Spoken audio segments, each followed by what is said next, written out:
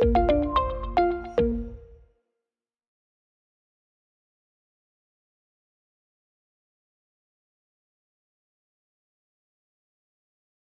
I'm the founder of the innovative social enterprise called Birch Bark Coffee Company, which is really about social impacts and giving back. I'm First Nations. I'm Ojibwe.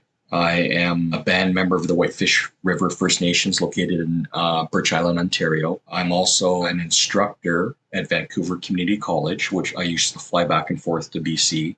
My background's justice, and I'm also residential school crisis counselor. When I created this business, I did it in my basement, in my office, and I knew about the water problems and the infrastructure problems in my communities. But the more I researched, the more I started to understand across Canada how really bad it was.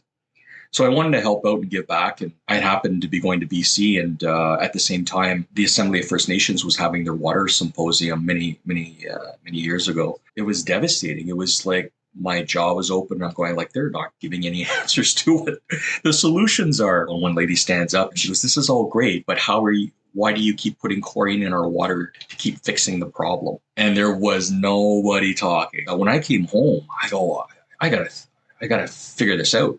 Then I said, I got to do something with coffee. And we created Birch Bark Coffee Company. And the incentive was, using set proceeds of the coffee somehow to bring awareness to the water issue. We created the Birch Bark platform, and we went on e-commerce, and we launched it March 2018, and we never looked back. In the food industry, of course, I had no idea what I was doing.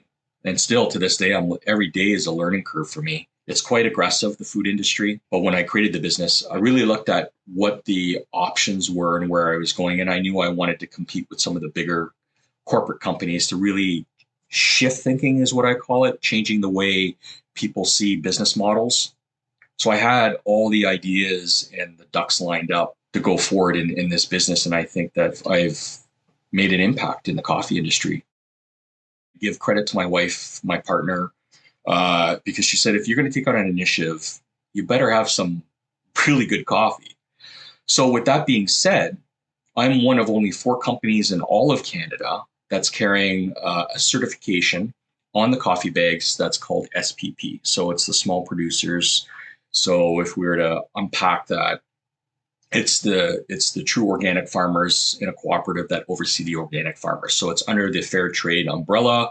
The other thing that sets us apart is that the coffee is from Indigenous descendants. People don't know this, but all the coffee that's in every one of the coffee bags that goes out is all handpicked. There's no machinery involved. In particular, the espresso parts of it are from Ethiopia, and the cooperative, the group, in Ethiopia, the families all sit together and they hand husk all the beans, and it's so cool. It's such a cool story. The fortunate thing for me is that I couldn't afford a brick and mortar at the time. I couldn't afford to distribute from my home, so I had to look into e-commerce, and I collaborated with a company out of Nova Scotia, Atlantic region called Just Us. They were the first cooperative roasters that roasted organic fair trade coffee in the United States and Canada. So they look after all the food handling. They've got so much certification with the coffee bags that we have, food grade coffee bags. And I'm about sustainability and ethical means, but for some reason in the food industry, it is so hard to find biodegradable and sustainable bags. And we have one-way valves that are on the coffee bags because everything's roasted to order. The coffee has to, what we call gassing off. So the coffee, the gases leave the coffee bag, but no oxygen gets in to spoil the coffee. Got my partner, my wife, that helps me out with my emails. And then I have a social media team. Only most recently this year, I was doing everything myself, trying, and it was very hard for me. I have a person that does my corporate accounts, which is a sales manager, and a photographer. When I created this business, it was very much about bringing awareness and education to our Indigenous communities, but also the issues that we're having across Canada in our infrastructures. Everything right down to the branding was important. I picked white coffee bags, clean, How many times do you go into a store or go into Whole Foods and look at the multitude of coffee bags and everything's like brown, black, very earthy colors? So I wanted to bring it alive again. The actual colorful pictures of the coffee bags, which I wanted to enhance and really look at the Inuit, Métis, First Nations. So from there, I did a bit of storytelling and picked out certain things that I thought were important. Summer solstice, courrier de bois, and I consulted people on a traditional level, the Métis Nation of Ontario, to find out what the river runners, courrier de bois. What is the most impactful word that we could. And I talked to a chief, and I picked Dreamcatcher for the decaf because with decaf we use the Swiss water process, which is all natural. And Dreamcatcher is about sleeping and having good dreams. So pull out the caffeine out of the coffee so you can have a restful sleep. We used e-commerce. I couldn't afford a brick and mortar. It's just too expensive. So they introduced me to Shopify. And when we did our launch on Shopify, within 30 days, the owners, Tobias, Toby, and Harley, reached out to us and basically said, we want to highlight you. I think for entrepreneurs and people starting out in business, I think it's the most practical and best way to start your business, your startup. When I started this, it was like, just stay local. I didn't know how big it was going to go. But as it started moving, it piqued interest in corporate and businesses, larger businesses like the Metros and Independents and Sobeys. So then I said, oh, where do you go from there? And then you start understanding that behind the scenes, there's supply chains. So the food buys, the biggest one in the world, Cisco. And then I realized too that you have to get into these supply chains.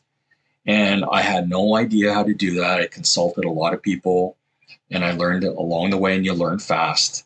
So I'll be the First Nations coffee company to go into food buy. I just signed the contract just the other day. I was approached by Caesar's Palace Entertainment. They're trying to get me into Las Vegas for an international food event. And we're just finishing up the documents for Whole Foods. I thought it was just going to be for Ottawa, but I heard now it's for the 6 or 7 stores in Ontario and then possibly North America. The biggest one, I think, capital is probably the biggest one. And I've pushed so hard to use my own money. I work hard. I don't make a lot of money and I keep sinking the money back in. And this is a lesson learned because when you're a do-gooder and you want to do well, you don't realize all the costs behind the scenes. And then the other roadblock is the social media. Right now, that's the make or break you of getting out to a lot of people and reaching larger audiences. Also, the biggest one, I think, is letting go. I was the person that just wanted to hold everything and not, as a business owner, you want to really protect what you have. But you get to the point as you upscale that you have to be able to okay, delegate that there, delegate that there, and go with a trust. I'm almost like shooting out all this positiveness. And I think this is part of the law of attraction where a lot of people have come to me, right? And it's fate. And I think that it ties into what my beliefs are and my values of what I put in this footprint for change, right? And it's kind of like everything in my mind that I want to see happen. I refer to the 7 grandfather teachings. A lot of elders will focus on one of those virtues for a whole year, not just try and tackle them all at once. But I very much try to promote that with people about love and respect and humility and bravery and truth and honesty. And I think if you they're called virtues, obviously, in our lives. And if you hold true to that to the best you can, you can't really ask for anything else because it'll rub off on other people. Believe in yourself. Really believe in yourself and really have a purpose. Don't be afraid to reach out to the people that can help you make a difference. And that's our slogan in our company is coffee making a difference.